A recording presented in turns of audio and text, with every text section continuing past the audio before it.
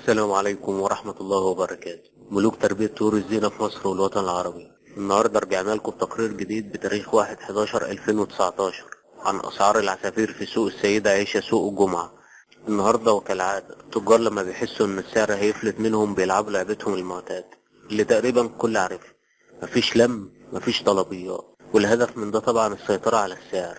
وعلى العموم اللم النهارده كان شبه واقف علشان تفضل اسعار تقريبا نفس الاسبوع اللي فات لحين اشعار اخر. نصيحة الكل يتمسك باسعار طيوره الفترة اللي جاية، والاسعار تقريبا كانت واحدة وما اتغيرتش كتير. الاسترالي الزغاليل والشغال. الزغاليل كان عامل من 45 ل50 جنيه الجوز. الشغال كان عامل من 75 ل100. الأنصاص كان الفرد عامل من 150 لحد 500، ده على حسب المستوى. الريمبو كان عامل الجوز زغاليل 350 جنيه.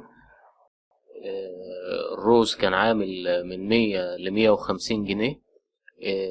الشغال منه كان عامل من 180 ل225. والرز الألبينو كان عامل، الزغاليل كانت عاملة من 400 ل450.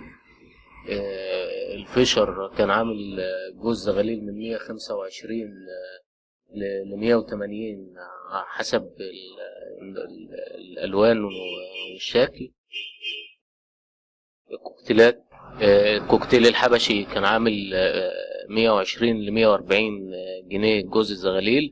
الشغال منه كان عامل 220 جنيه. الإيزابيل كان عامل 180 جنيه جوز الزغاليل. الشغال الفرد منه عامل 140 جنيه. اللاتيني كان من 300 ل330 الزغاليل. الشغال من 500 ل550 600 حسب المستوى والحجم. المصبعات الجوز كان بيبدأ من 220 جنيه. المصبعات الفرنساوي كان بيبدأ من 1200 ل 1900 حسب المستوى. ندخل بقى على الوايت فيس. الوايت فيس كان بيبدأ من 300 جنيه الفرد.